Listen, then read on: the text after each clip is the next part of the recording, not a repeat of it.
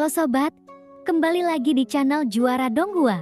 Kali ini kita akan melanjutkan lagi alur cerita Battle Through the Heavens chapter terbaru. Sebelum kita ke alur ceritanya, admin ucapkan terima kasih kepada kawan-kawan yang selalu mendukung channel ini berkembang. Sehat-sehat terus buat kalian semua. Oke, tanpa berlama-lama langsung saja kita ke alurnya.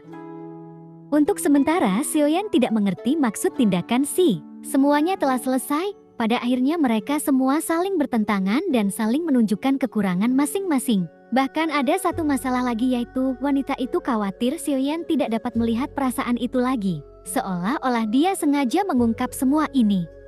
Apa yang Xiaoyan tidak mengerti adalah mengapa dia melakukan ini. Meskipun Xiaoyan tidak bisa memahami wanita ini sedikit pun, tapi sepertinya semua yang dia lakukan adalah sebuah kesalahan. Dia bahkan memberi Xiaoyan berkah yang luar biasa. Saya trauma dengan serangan pria jelek itu. Sepertinya aku terpojok, wanita itu bergeming. Namun nyatanya, hal itu memungkinkan tubuh fisik dewa asli saya menerobos ke alam leluhur. Semua yang dilakukan sepertinya dia sedang menganiaya Xiaoyan. Padahal, semua pengaturan ada dalam perhitungannya. Bahkan untuk membantu Xiaoyan, jangan ragu kehilangan klon. Melalui ilusi ini, Si tidak hanya ingin menunjukkan pada Xiaoyan kenangan akan raja jahat. Poin yang lebih penting, ia khawatir Xiaoyan tidak dapat melihat apa yang terjadi sebelumnya. Tujuan melakukan semua ini adalah hanya ingin Xiaoyan tahu, inilah yang wanita lakukan untuknya. Dari awal, tujuan sebenarnya tidak pernah berubah. Itu terlalu keras, ambil saja sesuatu yang lembut, yaitu dengan cara memahami apa yang Xiaoyan butuhkan. Cobalah yang terbaik untuk memenuhi kebutuhan wanita ini. Tidak heran bahkan Dewa Jiuyang pun begitu takut padanya, dan Xiaoyan mengetahui apa yang telah dilakukan Si. Wanita ini berharap dapat memenangkan hati Xiaoyan dengan cara ini, sehingga membangun beberapa emosi dengan Xiaoyan. Tidak ada tujuan yang terlalu rumit. Lagi pula, dengan kekuatannya, wanita itu khawatir kekuasaan bukan lagi tujuan utama yang dia kejar. Siapa yang bisa mengetahui dengan jelas apa yang dipikirkan orang kuat seperti itu? Saat ini, Xiaoyan selalu melihat dari sudut pandang raja jahat. Ia kemudian merasakan pertempuran ini.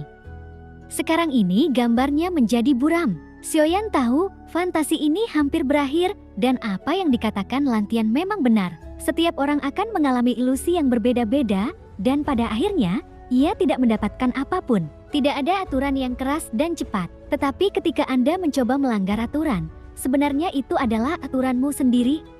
Dan ketika ilusi ini akan berakhir, suara raja jahat tiba-tiba muncul di benak Xiaoyan. Xiaoyan sedikit terkejut setelah keluar dari ilusi.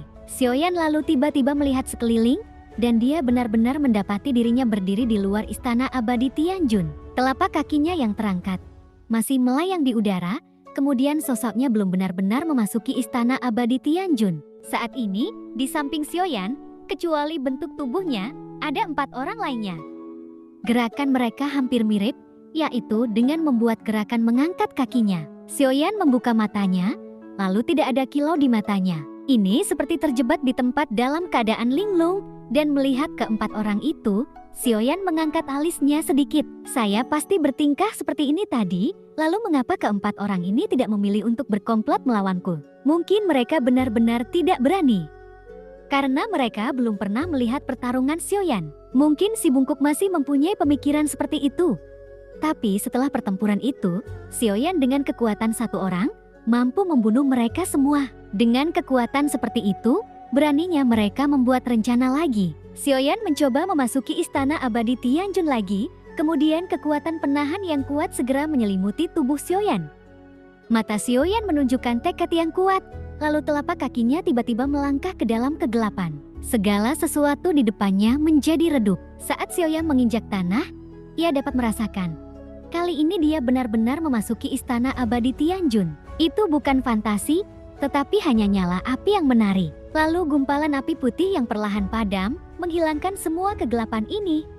Seluruh gambar istana abadi ditampilkan di depan Xiaoyan. Lalu di istana abadi ini, Xiaoyan sedikit terkejut. Penciptaan Tianjunju tidak seperti yang dibayangkan. Di posisi depan, hanya ada meja yang rata dan bersih. Kemudian Xiaoyan mengambil langkah, lalu berjalan menuju meja. Di istana peri yang tenang, suara langkah kaki Xiaoyan bergema di antara mereka. Di meja ini, ada sebuah teko dan 2 cangkir teh. Dalam cangkir teh, telah diisi dengan teh panas. Lalu cangkir teh itu menghadap ke arah Sioyan. Namun cangkir itu diisi dengan teh yang penuh sekali hingga hampir meluap. Terdengar suara, minumlah teh itu untuk menghormati orang. Sebenarnya teh ini telah dipenuhi dengan tipu daya. Sepertinya Anda ingin mengajak saya keluar, bukan? Kekuatan jiwa Sioyan pun terkejut. Jelas tidak ada orang bahkan nafas di sini. Namun kenapa teh di cangkir masih mendidih panas? Ia juga bisa melihat uap air naik.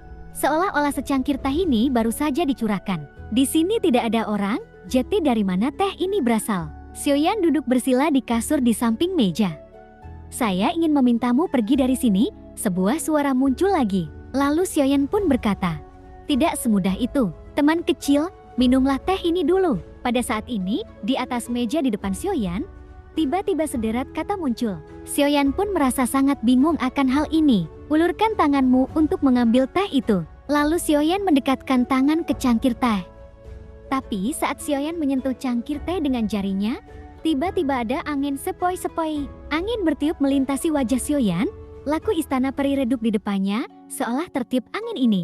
Istana peri yang bobrok telah diberi tampilan baru, kemudian bersinar terang, dan bahkan terdengar suara orang berbicara di telinganya. Sioyan menjadi linglung saat ini, lalu di depannya, seorang lelaki tua muncul. Melihat Sioyan, ia berkata, teman kecil minum teh ini. Kali ini yang keluar adalah sebuah suara orang tua tersenyum. Sioyan mengambil cangkir teh dengan bingung. Aroma manis teh mengalir melalui hidung, masuk ke jantung, dan limpa. Apa yang ingin kamu tanyakan, teman kecil? Setelah melihat Sioyan minum teh, orang tua itu bertanya sambil tersenyum. Sioyan tercengang. Ternyata dia datang untuk mencari peruntungan Tian Junsu. Kemudian Sioyan tidak menanyakan apapun. Apakah kamu tidak memiliki keraguan di hatimu, teman kecil? Bertanya sambil melihat Sioyan ragu-ragu, tetapi orang tua itu tidak mendesaknya. Dengan kata lain, menurutku Pak Tua itu adalah palsu. Semuanya yang di sini pasti palsu. Apakah itu hanya ilusi? Tepat ketika Sioyan ragu-ragu, orang tua itu tiba-tiba berbicara dan berkata, tetapi begitu pernyataan ini keluar, mata Sioyan tiba-tiba menunjukkan keterkejutan. Teman kecil, ketika Anda datang ke sini, saya khawatir apakah dunia hebat sudah tidak ada lagi. Orang tua itu terus berbicara karena Sioyan tidak bertanya. Sioyan membiarkan dia bertanya, kemudian Sioyan pun hanya mengangguk. Saya tidak menyangka orang tua itu akan mengatakan hal seperti itu. Orang tua itu mendengar kata-kata itu, lalu kemudian mengulurkan telapak tangannya. Ia mulai mencubit jari Sioyan dan orang tua itu menghela nafas. Lalu dia menggelengkan kepalanya. Teman kecil, Anda benar-benar tidak punya pertanyaan untuk ditanyakan. Bagaimana cara mendapatkan pilar Tianjun yang ingin kamu ketahui? Sioyan merasa itu aneh.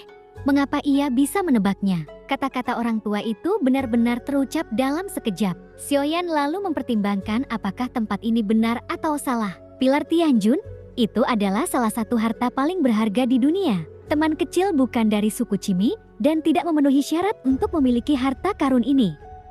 Orang tua itu menjepit jarinya dan dia menggelengkan kepalanya dan berkata, "Ya, saya menginginkan harta karun ini." Sioyan berkata dengan dingin, "Teman kecilku, tolong dengarkan nasihatku." Lalu lelaki tua itu terdiam. Sioyan menyadari ada sesuatu yang aneh. Dia lalu berdiri dan tiba-tiba membalikkan meja. Orang tua di depannya langsung menghilang dan kembali ke istana peri yang redup itu lagi. Mata Sioyan menjadi bingung. Ia kemudian melihat desktop, tapi tabelnya tetap sama. 1 teko dan 2 cangkir teh, sepertinya tidak terjadi apa-apa. Sioyan tiba-tiba teringat kata-kata yang ditinggalkan oleh Raja Jahat, mencoba melanggar aturan.